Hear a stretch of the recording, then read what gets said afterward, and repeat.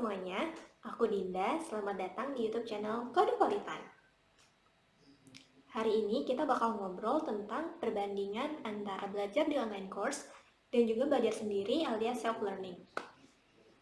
Sebenarnya belajar di online course itu perlu nggak sih? Soalnya kan kalau dipikir-pikir lagi, sekarang ini kalau kita mau cari informasi, kita tinggal buka internet dan cari deh apa yang kita mau.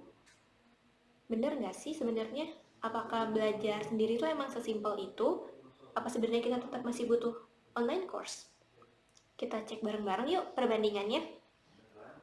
Perbandingan pertama, kita lihat dari segi waktu. Kalau kita belajar sendiri, tentu saja kita punya waktu yang unlimited alias nggak terbatas karena kalian mau belajar sesuai dengan waktu yang kalian mau. Kalau kalian pengen cepat, kalian bisa bikin itu cepat. Kalau kalian mau lama, bisa juga kok. Nah, beda halnya sama kayak di online course. Kalau di online course, kebanyakan mereka menyediakan rentang waktu tertentu buat para membernya belajar.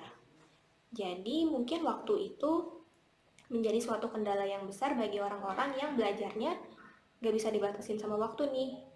Tapi jangan khawatir, kalau misalnya di Kodepolitan, kalian bisa cek kelas satuan, di mana kelas satuan itu kalian bisa akses selama mungkin, alias aksesnya itu lifetime.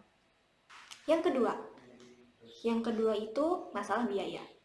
Kalau misalnya kalian belajar sendiri, tentunya budget yang kalian perlukan itu lebih sedikit.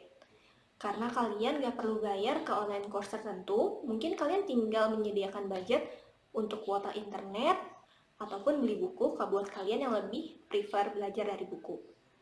Nah, kalau misalnya kalian belajar di online course, kalian harus ngeluarin budget yang lebih nih. Soalnya, kalian harus bayar ke online course tersebut dan juga menyediakan budget untuk kuota internet dan mengakses materinya. Nah, tapi masalah selanjutnya datang kalau misalnya udah daftar di online course tertentu, tapi ternyata kalian gak cocok sama materinya. Jangan khawatir, karena kalau di Kodepolitan, kalian punya garansi 3 hari setelah pembayaran. Kalau ternyata kalian gak cocok sama materinya, kalian bisa minta refund.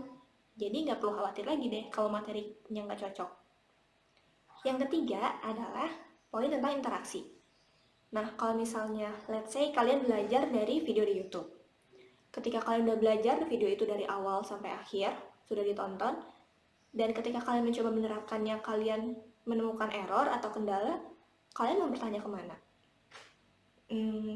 Agak tricky sih, soalnya kalian kan sebenarnya bisa bertanya di comment sectionnya, tapi belum tentu autornya itu bakal balas komen kalian. Dan mungkin orang lain yang baca komen kalian pun gak akan ngebales, atau mungkin ternyata jawabannya salah. Nah, beda halnya sama kalau kalian belajar di online course, karena kalian sudah mengeluarkan budget lebih, tentunya kalian punya hak buat bertanya dong, dan autornya harus jawab. Contohnya, kalau kalian belajar di Kodepolitan, kalian bisa akses forum tanya jawab, pertanyaan yang kalian tanyakan itu udah pasti dijawab sama autornya. Gak cuma forum tanya jawab, di Kodepolitan juga ada grup buat member-membernya loh.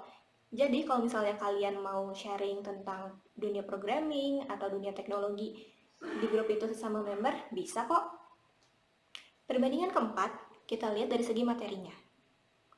Kalau misalnya kita belajar sendiri, sebelum kita belajar ke materinya, tentu kita harus milih dulu media apa nih yang cocok buat kita belajar. Contohnya, kalian bisa belajar via buku, via lihat video di YouTube, atau ngedengerin dari podcast.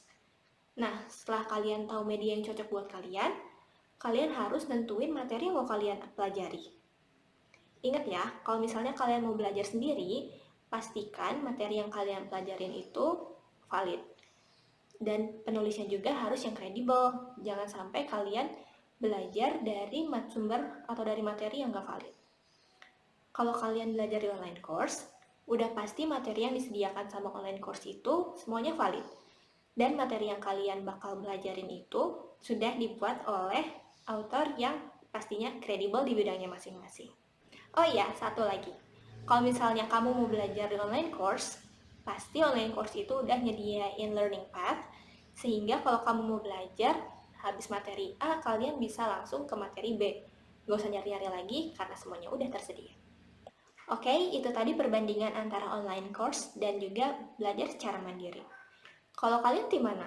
Apa kamu itu tim online course atau tim belajar sendiri? Komen di comment sectionnya ya. Oke guys, segitu aja ngobrol-ngobrol kita hari ini. Semoga video ini membantu. Jangan lupa like, comment, and subscribe ke channel YouTube Kode Politan. I'll see you on the next video. Bye!